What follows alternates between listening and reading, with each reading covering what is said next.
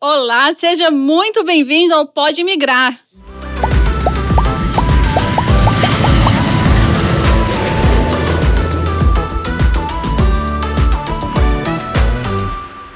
Hoje é um dia muito especial, num modelo um pouquinho diferente. Hoje eu estou sozinha aqui, mas é porque nós temos um programa especial, programa de meninas. Vocês vão saber daqui a pouquinho. Mas antes eu tenho que agradecer aos nossos patrocinadores. A Faça o Seu Visto, a Comece Aqui EUA e a Dual Media Films. E, gente, hoje eu tenho a honra de receber aqui uma mulher maravilhosa, uma mulher que inspira, uma mulher forte, uma mulher que enfrentou muitas coisas na vida e hoje vai dividir generosamente a história dela aqui conosco. Com vocês, Natália. Bem-vinda, Nath. Bem-vinda. Obrigada. Que alegria ter você que aqui. apresentação, né? Gente de Deus. Falei, é tudo eu mesma? Será que tem outro convidado? Merecido, porque foi só um pouquinho. Você é muito mais do que tudo isso. Saiba que eu tenho grande admiração pela sua história, pela história de vida que você tem. E eu quero que as pessoas que estão nos assistindo possam desfrutar de toda a experiência que você tem. Igualmente, né? A admiração aqui é mútua. Tô um pouquinho rouca, mas vamos lá, porque essa semana foi bem... ótima. Vamos lá. A admiração é mútua, tá? Porque vocês têm um papel importantíssimo na minha vida. E eu queria, no momento que você falou, Nath, vamos gravar o podcast, eu falei assim, é o momento ideal para eu falar pro mundo o quanto vocês foram importantes nesse processo meu. E é engraçado, só um adendo, porque eu assisto muito podcast. E quando as pessoas começam, porque vocês são maravilhosos, eu falo, nossa, que rasgação de seda. Mas é legítimo, é real. Vocês foram muito importantes e vocês foram me buscar no aeroporto. Que é mais do que verdade. Isso. Que eu cheguei aqui, eu pisei nessa terra com 17 malas, 5 pessoas. Não, 7 pessoas. Vocês foram no aeroporto me buscar. Me guiaram no momento da drive, assim, pega meu celular, vai. Gente, foi maravilhoso. Há quantos anos, Nath? 9? 9 anos, gente. 9 anos atrás. A gente sempre começa aqui o podcast fazendo uma pergunta-chave para as pessoas que estão aqui, que é: qual foi o seu dia D? O que é o dia D? Qual foi o dia da decisão? Quando que você, lá no Brasil, com a sua família, você vai contar um pouquinho pra gente do seu contexto, você falou, eu quero ter uma experiência fora, eu quero viver algo diferente. É engraçado que vieram de vários momentos da minha vida, né? Essa decisão crucial de vir morar e falar, não, vamos morar. Eu sempre tive o sonho de vir para os Estados Unidos. Esse sonho era muito mais meu do que propriamente do meu ex-marido. E nós compramos uma casa, vínhamos a passeio. E um dia eu fui colocar a minha aplicação para fazer minha faculdade de medicina. Eu estava estudando porque eu queria muito fazer medicina. E aí, antes de fazer a matrícula, para começar o cursinho, eu olhei para o meu ex-marido e falei assim, olha, se eu passar na faculdade de medicina, eu não vou para os Estados Unidos. Então, se é uma vontade, se a gente já comprou uma casa lá, se a gente tem esses planos, então eu paro agora e aí a gente vai para os Estados Unidos. Então, esse foi um momento decisivo, eu lembro até hoje, eu estava no Outback. Uau. Eu estava almoçando no Outback e eu falei, olha, é isso, a gente vai ou a gente não vai? Mas isso, lógico, de umas sucessões de pesquisas, de busca. Mas eu lembro que foi nesse dia que eu conheci vocês, que eu conheci o Instagram não, na época era Facebook. Facebook não, perdão, YouTube. Facebook e YouTube, é verdade. Era o YouTube. É verdade. Aí eu procurando lá como fazer para ir para os Estados Unidos, aí eu encontrei vocês nesse dia. Então a gente foi luz no seu caminho. Total. Até hoje, né, gente? Até hoje. E o que foi o ponto-chave? Foi não ter passado no vestibular? Qual foi o ponto-chave? Eu nem tentei. Na hora que eu sentei no Outback, eu olhei pro meu ex-marido e falei, olha, eu vou começar o cursinho. Eu vou estudar pra caramba. Eu vou me esforçar muito. Né? E eu já estava com meus 3 filhos. Então, eu falei, é uma decisão, assim, muito... Eu vou fazer o cursinho. Se você tem intenções de ir para os Estados Unidos, não adianta. Porque se eu começar o cursinho, se eu passar na faculdade, eu não vou mais. E aí, então, eu vou seguir meu outro sonho, que é me tornar médica. Então, ali você fechou. Eu falei, não. Então, ele falou, não, tudo bem, então vamos para os Estados Unidos. Eu falei, então tá bom. Então, eu nem comecei o cursinho, nem fiz, nem entrei, nem fiz nada.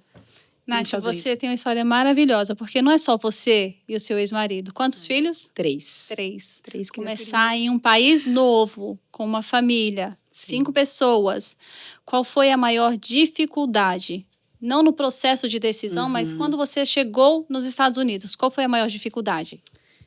Eu acho que, pra mim, acho não, né? Porque quem acha tem dúvida, eu tenho certeza que, pra mim, foi a falta da família secundária. Eu sou muito apegada à minha família secundária, minha mãe, ao meu pai na época, aos meus tios, às primas. E aí chegar aqui e me ver assim, totalmente só eu, meu ex-marido e os 3 filhos, foi difícil. Eu fiquei durante um processo de 1 ano querendo voltar. Sofrendo. Querendo voltar. Porque é aí que a vida começa, né? Eu falei, não, gente, não é possível isso não. O Mickey só não vai me preencher. Eu senti, a minha família secundária, eu já cresci longe deles desde os 15 anos. Mas eu sentia falta do contato de relacionamento, de amizades que a gente tinha. Eu tinha no Brasil há muitos anos. E você começar tudo novo, numa terra nova. Tudo novo. É isso que é difícil. E é algo que a gente fala hoje com mais propriedade para as pessoas que querem vir para cá. E as pessoas falam, não, eu sei. Eu falei, não, você sabe, mas você ainda não entende. Você não entende o quanto que é solitário o processo imigratório. É solitário, né? Porque aí você entende o quanto as pessoas que às vezes estão ao seu lado, a gente acaba nem dando muito valor, né? A presença diária da nossa mãe, a presença diária da minha avó, meus primos, no final de semana, um churrasco, a gente não dá muita, né? Tá tudo bem, tá tudo ali. Mas é no momento que você chega aqui que você fala, puta merda, sou só eu, meus filhos e o meu marido. Aí o bicho pega, né? Conta um pouquinho da sua trajetória aqui, porque você tem uma história muito rica, você tem uma história de superação e você tem uma história de força. Eu tenho certeza que quem está em casa vai ser agraciado em saber um pouco da sua força e de onde você tirou força nos momentos que você achava que nem tinha, nem sabia de onde vinha. Conta um pouquinho dessa trajetória até você chegar até esse dia de hoje. Gente, vamos lá. A gente tem 3 horas de podcast. Vamos conversando aqui. Vamos lá, vamos começar do início, né? Então, eu cheguei em 2016. Lógico, vocês foram, como eu falei, cruciais nessa minha chegada. Eu tinha vocês como conhecidos, vocês eram meu rosto familiar aqui quando eu cheguei. E eu passei 3 anos e meio, quase 4 anos estudando no processo de visto de F1, né, fazendo o F1.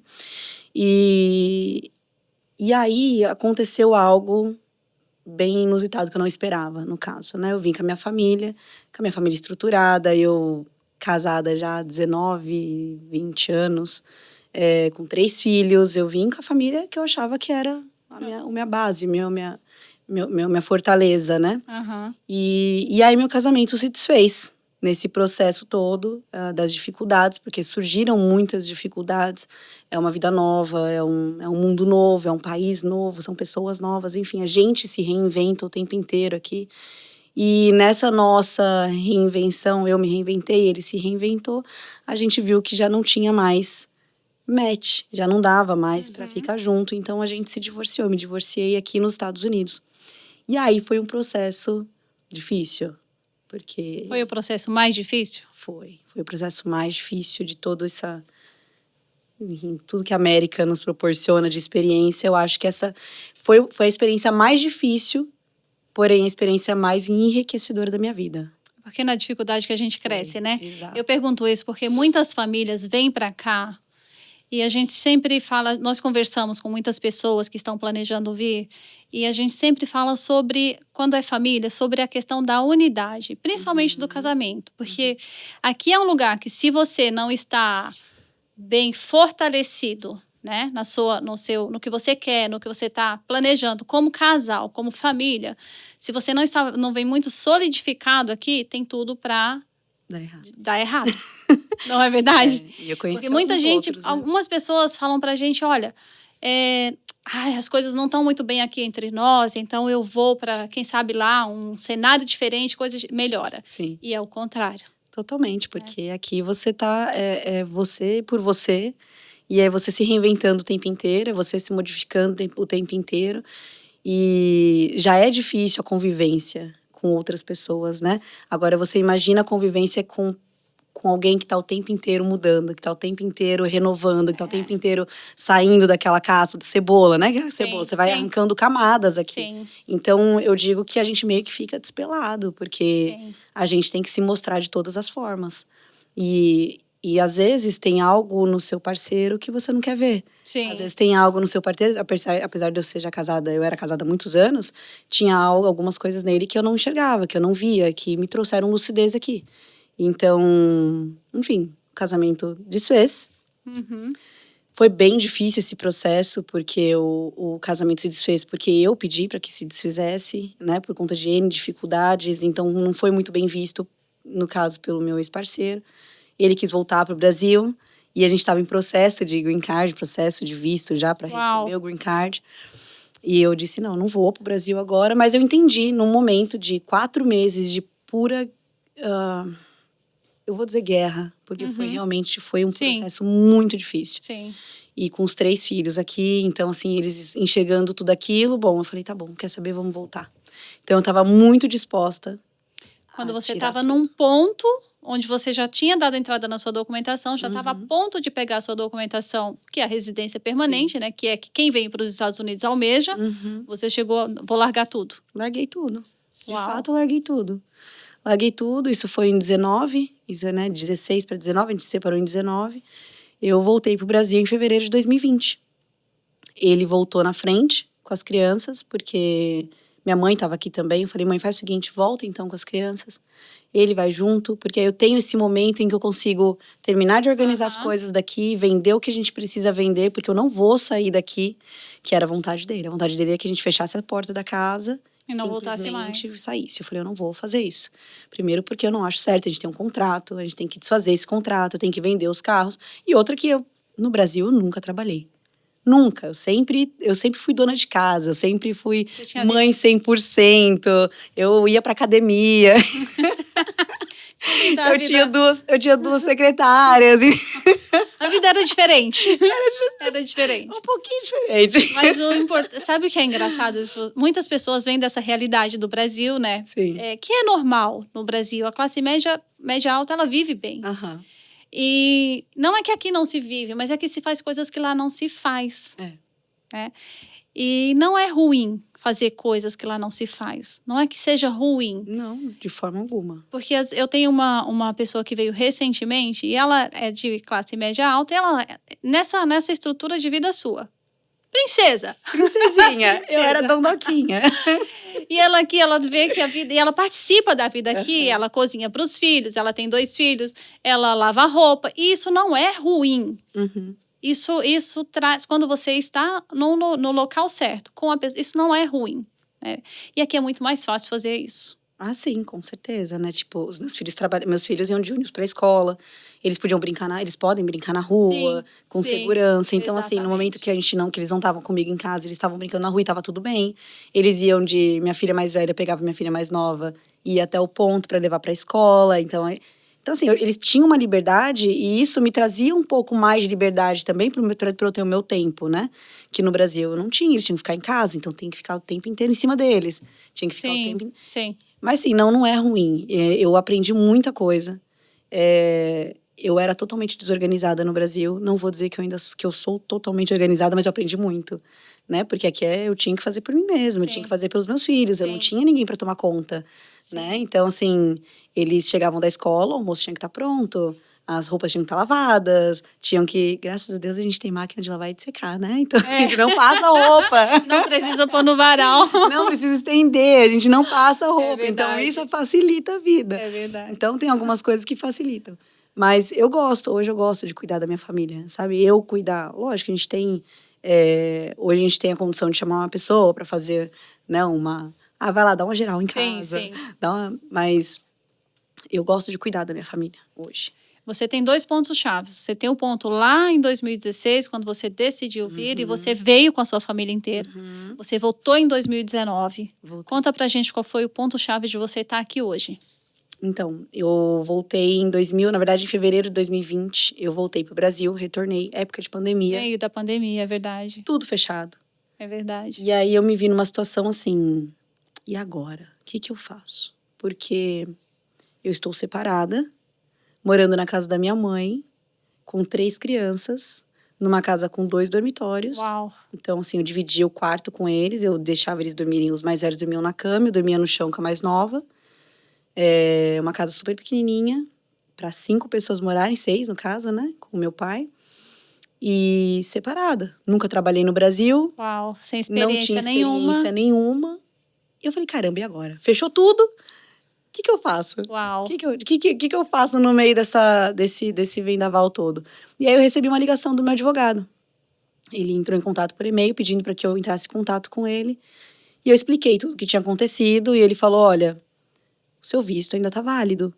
Você ainda pode voltar. Só que presta atenção no que eu vou te dizer. Vão fechar as fronteiras. E o seu visto é válido por 1 ano. Se realmente fecharem as fronteiras, eu não sei quanto tempo isso vai permanecer fechado. Perdão, eu falei errado, não é visto. Eu tinha uma autorização de viagem. Então, eu poderia ter saído do Brasil, eu não sabia disso, mas eu poderia ter saído do Brasil tranquilamente, sem problemas. Eu achava que eu estava saindo e abandonando tudo. E ele me explicou que não, que eu tinha essa autorização de viagem, então estava tudo certo eu estar no Brasil. Você poderia voltar. Eu poderia voltar. Eu tinha 1 ano. Se esse processo acabasse de 1 ano, eu perdia, de fato, eu perdia todo o processo, todo o andamento, eu perderia o green card. E aí foi um momento um ponto de inflexão muito grande na minha vida, porque eu conversei com meu ex-marido, ele não voltaria de jeito nenhum, ele falou, não volto, e você não vai levar as crianças. Uau. E aí eu fiquei, meu Deus, e agora? O que eu faço? O que eu faço? E aí entrava aquelas conversas com Deus muito, muito fortes, né? E eu sentia no meu coração que eu tinha que voltar. Como é que eu ia sustentar 3 crianças no Brasil, no meio da pandemia, sem nenhum tipo de experiência? Lógico que a gente sempre se reinventa. Eu teria dado um outro jeito. Mas, para mim, no meu coração, a forma mais correta era eu ter voltado para cá. Então, conversei com a minha mãe, com meu pai. E aí, eles ficaram com meus filhos. Falaram, tá bom, vai. E faz o que você tem que fazer. E depois as crianças vão atrás de você. E isso foi uma promessa que meu ex-marido também fez. Ele falou, pode ir. Na hora que você tiver com tudo ajeitado, você estiver com o apartamento, tudo certinho, você me avisa. E as crianças vão com você para os Estados Unidos. Eu falei, ótimo, maravilhoso. Sentiu então, segurança de vir falei, não, eu vou resolver a questão. As mangas. Fui morei com uma amiga na casa dela durante um tempo, comecei a trabalhar. Só que quando eu cheguei no aeroporto, no dia que eu cheguei aqui, dia 20 de maio, 21 de maio de 2020, foi alguma coisa assim. Na hora que eu pousei, eu recebi uma mensagem do meu ex-marido dizendo, eles não vão embora daqui, nem por cima do meu cadáver. Nath, você foi criticada por esse ato? Demais. Que eu pergunto, porque quando eu participei, na época, eu estava no Brasil, né? E eu pensei isso. O quanto você deve ter sido criticada. Demais. Demais da conta. Porque para você ter a coragem de tomar a decisão, não, eu vou, e você ter uma visão de futuro, porque você tinha uma visão de futuro, você sabia onde você queria chegar, e você sabia que para chegar lá, na residência permanente, você precisava tomar esse passo. E no meio de uma pandemia, você não tinha tempo de ficar esperando, não, vou esperar mais um mês. Sim. Era o que o advogado falou, você vem porque a qualquer momento vai fechar. E realmente fechou. Depois de uma semana eu aqui, fechou a fronteira. Uau! E foi, não, a crítica, assim, era dolorida, mas eu acho que quando você tem um propósito muito claro na sua vida, as críticas não te atingem, de certa forma, a ponto de fazer você desistir. Eu acho que isso foi muito crucial para mim. Eu tinha uma visão muito clara do que eu queria. E eu sabia que eu não estava sendo uma mamãe. Que era o que as pessoas me colocavam, né? No papel de você está sendo má para os seus filhos. Seus filhos estão sendo abandonados. E eu dizia, não, eles não estão sendo abandonados. Eu estou lutando pelo nosso futuro. Você tinha convicção do passo que você estava tomando. Eu não tinha plano B. Meu plano A Você tinha que fazer dar certo. Ia ter que dar certo. Eu não tinha é o que a gente opção. Fala. Plano B não existe. O A ele tem que dar certo. Se o plano B existe, o plano A pode não dar certo. Você fica assim, tudo bem, se não der certo, eu vou no B. Não tinha outra opção. Não tinha como não dar certo. Eu tinha que vir. Teve algum dia nesse trajeto, quando você estava aqui, que você se arrependeu de ter deixado eles lá? Que você falou, eu acho que eu não fiz a coisa certa? Ou você sempre se manteve com foco na sua visão? Não, sempre com foco. Eu nunca achei que eu estivesse fazendo a coisa errada. Lógico que algumas vezes eu me enfraquecia. Eu chorava, e aí foi muito legal. Eu contei com uma rede de apoios aqui também muito legal, que me dava forças. Assim, pouquíssimas pessoas, tá? dá para contar, acho que 2. Isso é importante, porque você não tinha parentes direto Não. aqui. É importante, fala um pouquinho, a importância da gente ter pessoas, que não são muitas, né? Uhum. Mas que realmente estão com você. Não, você tem que se aliar com pessoas que estão na mesma sintonia, né? E é engraçado porque é difícil de achar, mas eu não sei nem como te dizer como achar, porque Deus coloca na nossa vida. Conexão E de a Deus. gente tem que a gente tem que valorizar essas conexões. Então, hoje eu tenho pessoas importantes na minha vida aqui que eu considero como família, que eu tenho certeza que foram colocadas por Deus, sabe? Deus trouxe e caminhou para mim e falou: tem que estar na sua vida, né? O meu marido hoje, atual, é uma delas. E eu assim, eu sempre falo isso para ele. Eu falo: Deus sabia de tudo que eu ia passar. Ele sabia das fraquezas, ele sabia dos momentos que eu duvidaria. E ele trouxe você na minha vida para eu não fraquejar. Porque se não fosse você, eu teria fraquejado, né? Então, eu acho que de tudo isso que eu passei, né, voltando um pouco só para não ficar muito solto, eu passei esses 3 anos longe dos meus filhos. Eu acho que a parte mais difícil disso tudo foi em 2021. Eu já estava em processo, já estava para receber o green card nas mãos. E aí o meu pai faleceu no Brasil e minhas crianças estavam morando com a minha mãe. E aí, assim, uma das críticas maiores que eu recebi também foram da minha mãe, do meu pai, no sentido, tá demorando muito. E isso doía muito, Eu imagino. porque eram de pessoas muito próximas, né? E, assim, só que assim, ela falava pra mim como mãe, porque ela tava preocupada com tudo que tava acontecendo, mas ao mesmo tempo tava lá com meus filhos. Não deixava eles sair debaixo da asa. Mãe, né? E eu sabia que eles estavam bem cuidados. E eu falava assim, pode falar, não tem problema, mas fica com meus filhos. Não larga eles. E ela não largou em momento algum. Mas o meu pai faleceu. E isso foi um baque muito grande, porque é outra questão do processo migratório, né? De quando você vem para cá e deixa sua família secundária no Brasil, você tem que estar preparado para tudo. Sim. Né? E eu escuto muitas pessoas dizerem isso, falam assim, nossa, eu não sei o que aconteceria. E você estava aqui quando isso aconteceu? Tava aqui. Uau. Eu tava aqui e eu não podia sair. Uau. Né? Então, assim, eu recebi a notícia do falecimento do meu pai por Covid, foi muito repentino. Meu pai descobriu Covid na sexta e faleceu no domingo. Meu foi Deus. Muito rápido. E foi assim, foi muito difícil. Foi um processo muito difícil. Eu digo que foi um dos processos mais difíceis, até mesmo do que vir para cá. Quando eu precisei deixar meus filhos no Brasil e vim para cá. Quando eu recebi a notícia do falecimento do meu pai, eu falei, agora? O que vai ser? Porque meu filho, ele chamava ele chamava de vô, mas ele tinha meu como a figura como paterna. Pai, né? Eu falei, nossa, e agora? Eu acho que esse momento foi um momento que eu falei, será que eu fiz certo? Eu acho que eu vou ter que voltar. Acho que aqui eu vou ter que abrir mão disso tudo e voltar. E aí, por não poder voltar para o Brasil, me deu um desespero maior, mas eu fui na imigração. Eu fui lá, eu bati lá na porta da imigração. Pra pedir autorização? Pra pedir autorização. E você não voltou por conta da pandemia? Mas assim, eles me liberaram para voltar. Eu não podia. Uau. Mas aí eu bati lá na porta, expliquei a situação. E eles falaram, ok, volta amanhã. Marcaram uma entrevista, né? Volta amanhã e conversa com um agente migratório. Eu voltei no outro dia e eles falaram... O cara foi muito certeiro. Ele olhou pra minha cara e falou assim, você tá fazendo todo o seu processo com o advogado? Eu falei, tô. Aí ele, então... No termo americano, ele falou assim, fala pro advogado levantar da cadeira, porque tudo isso que você tá fazendo, ele poderia ter feito por telefone. Uau. Mas tudo bem, tá aqui, vou te dar 30 dias para você ir ver seus filhos e voltar. Uau. Okay, eu consegui uma autorização, na hora, saí de lá com autorização de 30 dias. E você foi? Eu fui. E aí já fazia mais de um ano que eu não via meus filhos. Então, assim, eu imagino a emoção do reencontro. Senhora, foi um reencontro maravilhoso, mas rápido, mas foi maravilhoso, deu super gás, deu energia.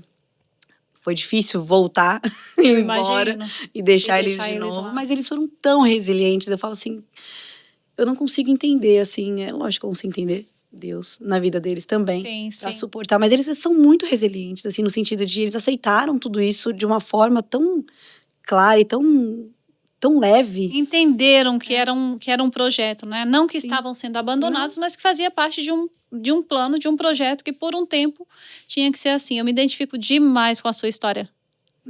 E a gente vai pular agora para o ponto...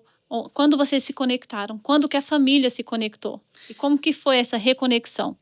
Eu vou dar um adendo nessa parte, porque eu já disse que eu ia falar isso todas as vezes que eu falo sobre esse assunto do nosso reencontro, eu ia falar dele. No processo, no momento em que eu tive que sair daqui do Brasil, dos Estados Unidos, voltar para o Brasil por conta da separação, uma hora eu cheguei e falei assim, eu não ponho mais nada nas suas mãos, Deus. Porque tudo que eu ponho na sua mão dá errado para mim. Uau. E eu falei isso tão forte, foi tão assim pra mim, foi tão, eu não vou mais falar, eu não vou, porque tudo era, põe nas suas mãos, põe nas suas mãos, põe nas suas mãos, o Senhor resolve o que for melhor. E tava tudo dando errado, tava voltando dos Estados Unidos, eu tava assim numa descrença absurda. E aí e foi a hora que ele mais se fez presente na minha vida. Uau. Durante todo esse processo. Então assim, ele falou, não, pera, calma aí, você entendeu tudo errado. Espera que eu sei o caminho, confia. Confia que eu sei o caminho. E aí em 2023, no final do ano de 2023, foi um momento em que eu tava voltando pra casa. Eu dentro do carro, já bem abalada, porque era final de ano. E eu tava assim, caramba, eu acho que eles não vão vir. Eu não sei, isso tá demorando tanto tempo que eu acho que eles não vão vir. E eu escutei lá no fundo, eu senti lá no fundo. Foi um sentimento muito forte de dizer...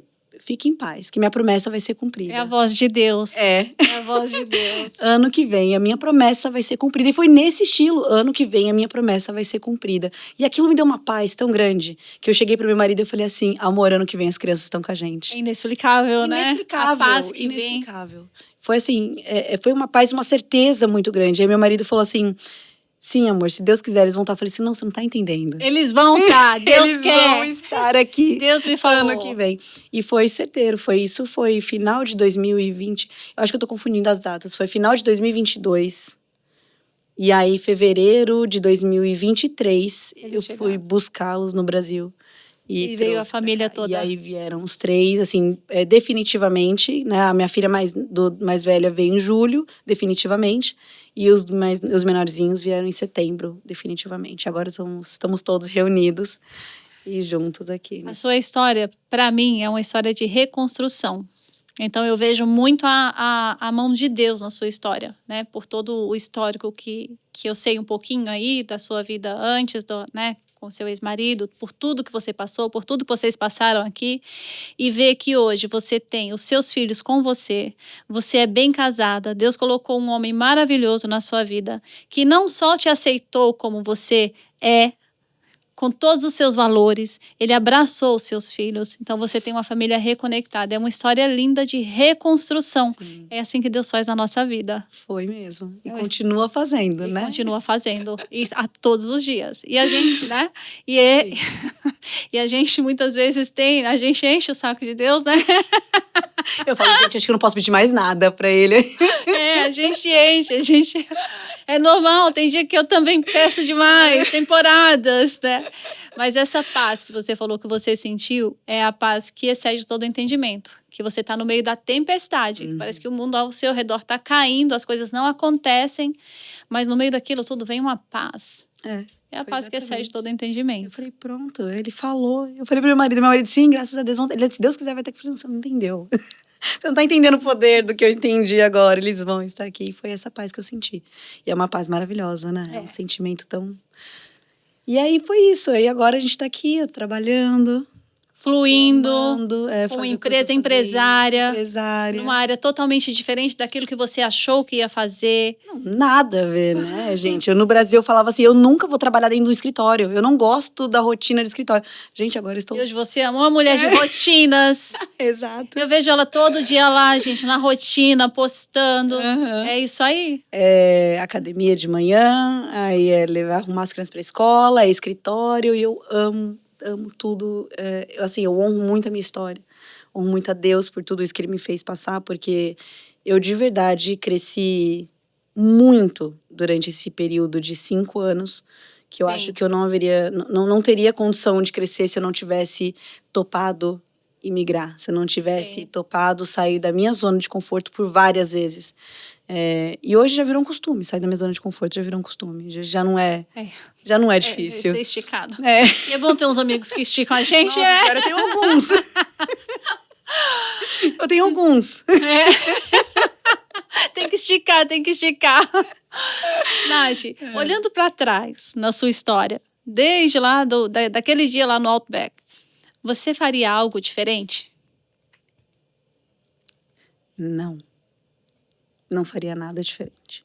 Eu acho que a minha história hoje se completa exatamente por tudo o que eu fiz, por todos os caminhos que eu tomei, por todas as decisões, aparentemente decisões que não foram tão acertadas, mas que me trouxeram hoje onde eu estou. Onde você tá. Então eu não consigo me arrepender. E é engraçado que é uma pergunta que a minha filha faz pra mim. Já fez várias vezes. No sentido de, mãe, você se arrepende de ter casado com meu pai? Você se arrepende de ter vindo por... Não me arrependo. Não me arrependo, de forma alguma. Seu pai foi responsável pelo meu amadurecimento, foi responsável por vocês três. Sim. Eu não me arrependo, é algo que eu não consigo me arrepender. São de todas as decisões que eu tomei que me fizeram chegar aqui hoje. Então, não. Que legal. 11 anos? Não, 10 anos. Que eu tô aqui? É? 9. 9 anos. 9 anos. Qual foi o pior dia da sua vida? Foi quando eu recebi a notícia do falecimento do meu pai. Eu acho que esse foi o pior momento de todos. Eu imagino, porque foi o meu também. Eu falei no meu primeiro podcast, porque meu pai faleceu. Em uma noite ele infartou. Ele não teve nem tempo de, tá doente, foi pro hospital. Foi do nada. E é difícil, né? É difícil demais. É um desafio. Você tá aqui, você não poder consolar as pessoas que estão lá, você não poder estar perto das pessoas que estão lá. E leva a gente a uma reflexão muito profunda de o que eu preciso fazer daqui para frente com quem tá. Né? Porque às vezes a gente, quando alguém amado vai embora, você pensa, mas eu deveria ter ligado, mas eu deveria ter falado, mas eu deveria... A gente tem isso, né? O ser humano, mas eu uso para refletir o que eu posso fazer por quem está. Então, hoje eu vivo minha vida diferente por conta desse fato que marcou demais a minha vida. Sim, acho que foi exatamente isso que eu imaginava na época que eu perdi meu pai. Eu me questionei muitas vezes, porque às vezes eu ligava pro meu pai e assim, ansiosa para falar com as crianças e com a minha mãe, porque era que passava o reporte de tudo que estava acontecendo. Eu ligava e falava assim, pai, tudo bem? Ele, tudo. Eu falei, cadê a mãe? Ele, caramba, você nem fala comigo, você nem... cadê sua mãe? Para um pouquinho. Eu falo, pai, desculpa. Aí eu me ligava, entendeu? Então, quando eu recebia a notícia, era a palavra que vinha na minha cabeça. Ele falando pra mim assim, caramba, você me liga, você nem pergunta, você só quer falar com a minha mãe, quer falar com a sua mãe, quer falar com... E isso me fez valorizar muito mais a presença das pessoas que hoje estão aqui. Que hoje estão aqui. Isso é importante. Vamos falar de coisa boa. Vamos. Qual foi o melhor dia da sua vida aqui, nessa trajetória, nesses 9 anos? Sem dúvida, quando meus filhos chegaram.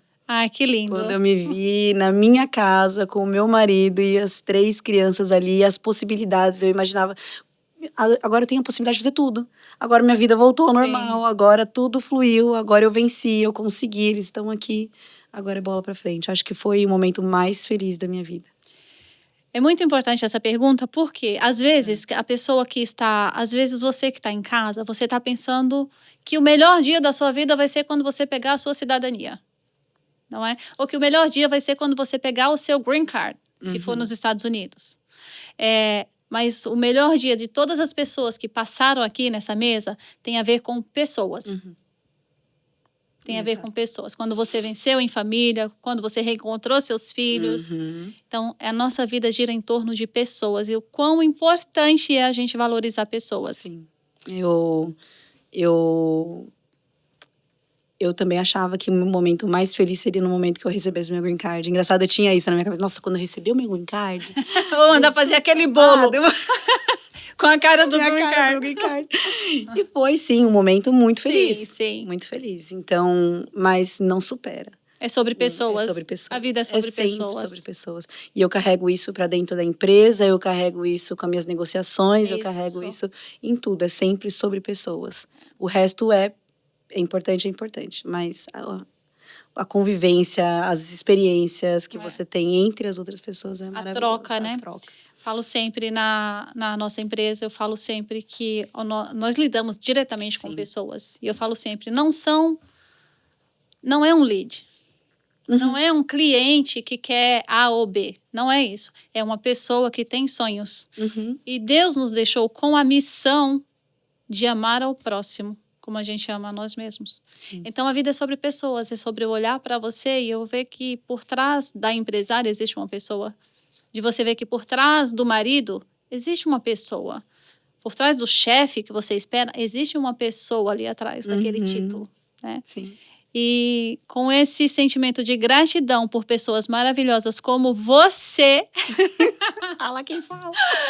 a gente vai caminhar para o final. Mas antes, eu quero que você deixe um recado, eu quero que você deixe uma palavra, uma frase, um incentivo para quem está nos assistindo agora, seja homem, seja mulher, que está pensando nessa questão de imigrar, seja para os Estados Unidos, seja para Portugal, Itália. Sim. Um recado para essas pessoas. O que é o mais importante para elas nesse passo? O mais importante, eu vou deixar uma palavra. O mais importante é a coragem. Eu acho que não tenho certeza, que a coragem é o que vai levar vocês ao caminho de sucesso. Não tenha medo, enfrente as barreiras, não escutem as pessoas, escuta a voz de Deus, sabe a paz que a gente tem que sentir? Escuta, ela tá ali, ela tá falando com você. Não confunda o saber com o entender. Então, muitas vezes as pessoas que estão aqui querem passar um conselho para vocês. E não é porque elas estão querendo levar vocês para trás, não, ou fazer com que vocês desistam do sonho de vocês. É porque a gente já passou, entende? Então, assim, escutem as pessoas que já passaram por isso. Porque outra coisa muito importante, os parentes adoram falar. Sim. E não é por maldade, é porque eles amam muito vocês. Sim, exatamente. E eles querem vocês lá perto, eles querem vocês ali grudadinho. Exatamente. Entende? Mas a gente tem que realmente sair dessa zona de conforto para que a gente cresça. E se você tá com um chamado interno para imigrar, para mudar de país, entenda que esse chamado é de Deus. É um chamado divino. Isso aqui não é para todo mundo. Isso aqui são para os escolhidos. E os escolhidos aqui, eles são guiados. E fica tranquila que Deus vai guiar vocês no caminho de vocês. Então, coragem, resiliência. Escute a voz de dentro de vocês, que é a voz de Deus falando com vocês aí. Ai, Nath, obrigada. Ai, gente. Obrigada, eu amei. Eu ficaria aqui, tem assunto para mais umas 2 horas. Não, gente, que isso? Já deu 40. Senhor amado. Gente, esse é o nosso episódio de hoje, muito especial, como eu falei no início, com uma mulher que representa para mim força. Ela parece uma mulher frágil, mas você representa muita força. Obrigada. Sua história é uma história de superação. Obrigada. E eu vejo a sua história, como eu falei, como uma história de reconstrução. Deus reconstruiu. Sim. Algo que parecia por um momento que você não teria mais a sua família junto, ou que não teria mais um casamento, ou que não teria mais essa paz que você tem hoje. Mas Deus é um Deus de reconstrução. Isso. E eu deixo essa mensagem para vocês, tá? Deus é um Deus de reconstrução. Não estou aqui falando de religião, mas deixo essa mensagem para você. E eu quero pedir para você que está em casa nos assistindo, compartilhar, curtir, manda para o vizinho, se inscreve no canal, ajuda o canal a crescer para que outras histórias maravilhosas como essa da Natália cheguem até a sua casa. Tchau, gente! Obrigada, gente. Beijos.